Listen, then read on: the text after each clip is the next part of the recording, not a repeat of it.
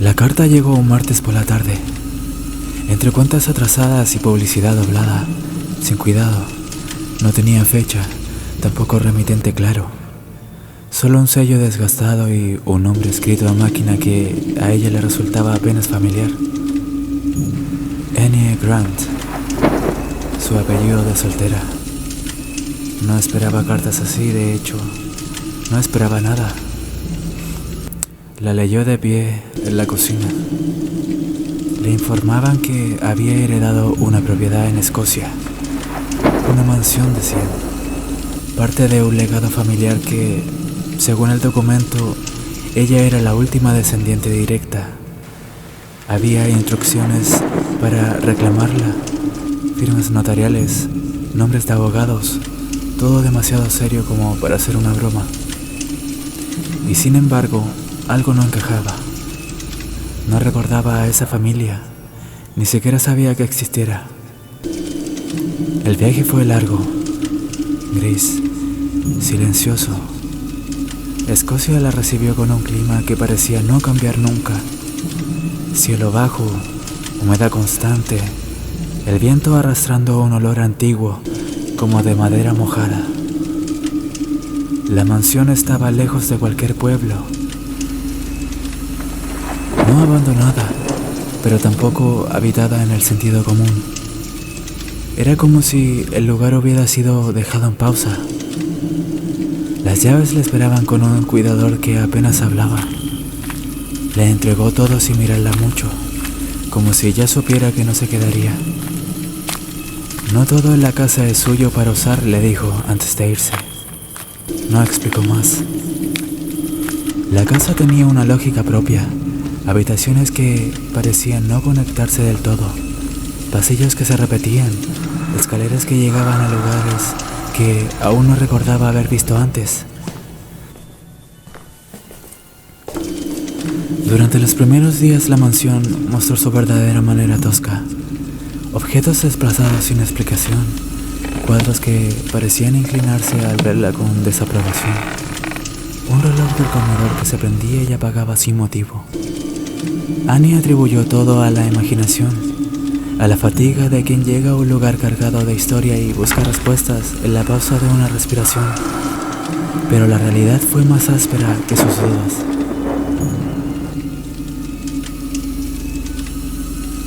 Annie empezó a instalarse despacio, como si temiera despertar algo. Encontró los libros al tercer día. Una biblioteca completa, escondida tras una puerta que no figuraba en ningún plano. No eran libros valiosos en el sentido clásico. No primeras ediciones, no colecciones famosas. Eran personales. Diarios, correspondencia, registros de vida. Generaciones enteras escritas con una honestidad que incomodaba. Ahí empezó a sentirse menos sola.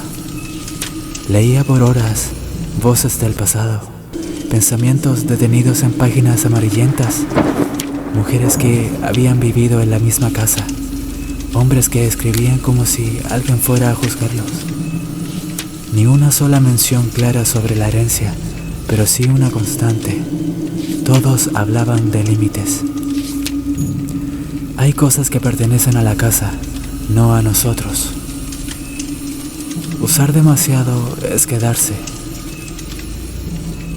Lo que se encuentra no siempre es para quien lo encuentra. Annie no entendía. Con el tiempo, cada noche cuando el mundo dormía, ella practicaba una forma de disciplina interior que llamaba escudos. No para alejar lo que inquietaba, sino para contenerlo, para no dejar que el miedo se volviera una jaula.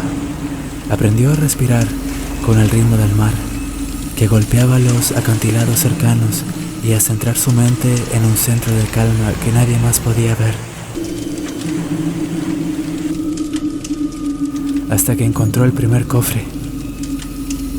No estaba oculto con cuidado, como si hubiera sido colocado para ser hallado tarde o temprano. Dentro había joyas antiguas, oro trabajado a mano, monedas que no reconocía, piezas que claramente tenían valor, mucho valor. Pensó en su vida anterior, en lo que significaría vender solo una parte de eso. Cambiaría todo. Pero al cerrar el cofre sintió algo extraño. No miedo, más bien incomodidad, como si hubiera interrumpido algo. Esa noche soñó con la casa.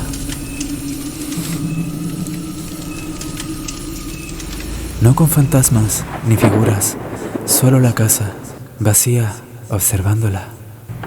Decidió probar. Vendió una pieza pequeña en un pueblo cercano. Nada llamativo. El dinero fue real, la transacción limpia. Nadie hizo preguntas. Pero al volver, la casa se sentía distinta. No más fría, no más oscura, solo más presente. Como si supiera. Los días siguientes fueron incómodos. Objetos que no recordaba haber movido cambiaban de lugar. Libros que dejaba abiertos aparecían cerrados. Y una sensación persistente de estar siendo medida, evaluada. Volvió a la biblioteca, buscó respuestas en los diarios y entonces empezó a ver el patrón. Cada generación había descubierto el tesoro. Cada una había intentado usarlo y cada una había dejado de hacerlo. No por miedo, por acuerdo. Quien intenta llevarse demasiado no deja de irse. Annie leyó esa frase varias veces. Deja de irse. Pasaron semanas. La vida afuera empezó a diluirse. Nadie la llamaba, nadie la esperaba. La casa, en cambio, se volvía más clara, más habitable, siempre y cuando respetara sus reglas. Podía leer, podía vivir ahí, podía incluso tocar el tesoro, pero no disponer de él como si fuera suyo. Un día intentó llevarse otra pieza, no por necesidad, por comprobar. La dejó en su bolso, caminó hacia la puerta principal y se detuvo. No sabía por qué. No había nada físico impidiéndole salir, simplemente no avanzó.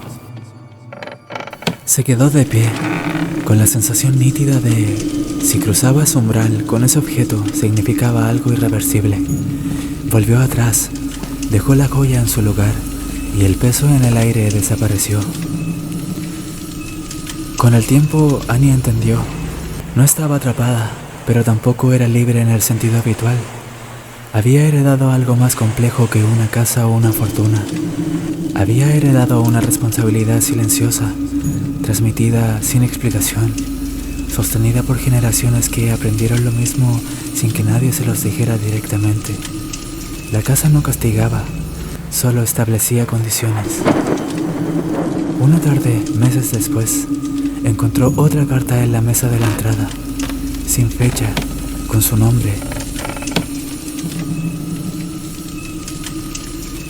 Cuando entiendas, quédate. Si no, vete mientras aún puedes. Annie miró la casa, la biblioteca, los cofres cerrados. Pensó en su vida anterior, en lo poco que realmente la retenía. Y por primera vez en mucho tiempo, no sintió incertidumbre. Dejó la carta donde estaba y se quedó para siempre.